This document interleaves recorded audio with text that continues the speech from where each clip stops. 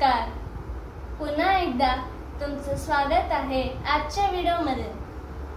आज मी एक नवीन तालची ओळख तुम्हा सर्वांना देणार आहे आणि तो ताल ज्याबद्दल मी आज सांगणार आहे तो अनोखी ताल आहे. काही जणांना या तालाबद्दल माहिती आहे तर काही जणांना नाही, म्हणून हा मी आजचा व्हिडिओ या अनोखी तालासाठी केला आहे. त्या तालाचं नाव आहे पंजाबी ताल.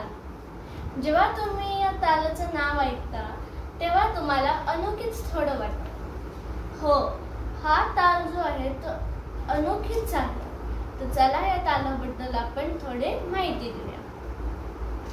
तर हा ताल पंजाबी ताल आहे, ज्यात विभाग 4 गाठले जातात. ईच विभागामध्ये 4 शब्द. याचा अर्थ या तालामध्ये 16 मात्रा आहेत, पण याला 16 आणि 16 म्हणून 32 काही जण मांडतात. का? कारण आधीचा विभाग 16 मात्राचा बनवतो और आणि अजून एक त्याचा विभाग असतो. तो आज आपण दोन्ही विभाग आज ते लर्न करू. तर या तालाबद्दल आपण लर्न केलं की याची विभाग. आता टाळी. तर याची टाळी पहिला 5व्या व 13व्या मात्रावर दिली जाते आणि याची मात्रा 16 असल्यासोबत याला 2 खंडावर डिवाइड होतात. तर याचे आपण बोल बघू.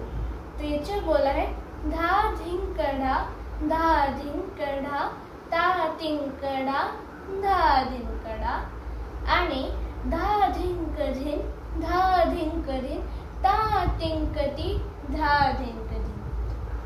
हा ताल जेव्हा तुम्ही ऐकतात तेव्हा थोडं प्रोनाउन्सिएशन साठी कठीण येते, पण तुम्ही जर याला रेग्युलरली डेली बेसिसवर प्रॅक्टिस केलं तर हा ताल तुम्ही इझिली बोलूही शकता, हातावरही देऊ शकतात आणि त्याच्या मात्रा समजूनही तुम्ही खंड पाडू शकता.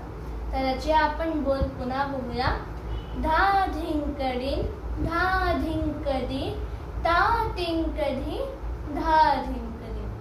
आणि पुन्हा दुसरा विभाग धा धिंकता धा धिंकता ता धिंकता ता धिंकता. तर हे आहे या मात्राचे बोल. आणि जेव्हा तुम्ही हा ताल लिहिता तेव्हा तुम्हाला कसं लिहायचं आहे, तुम्ही 3 ताल कसा लिहितात? सम पहिल्या मात्रावर. तसंच तुम्हाला सम पहिल्या मात्रावर पहिला विभाग लिहायचा. धा धिंक धा धा धिंक धा ता धिंक धा धा धिंक धा. पहिला 3रा आणि 13व्या आणि 5व्या मात्रावर टाळी येते.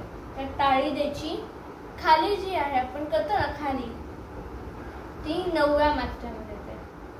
म्हणजे धा धिंक धा धा धिंक धा ता ता तिंक धा धा धिंक धा. असा हा ताल भातला जातो.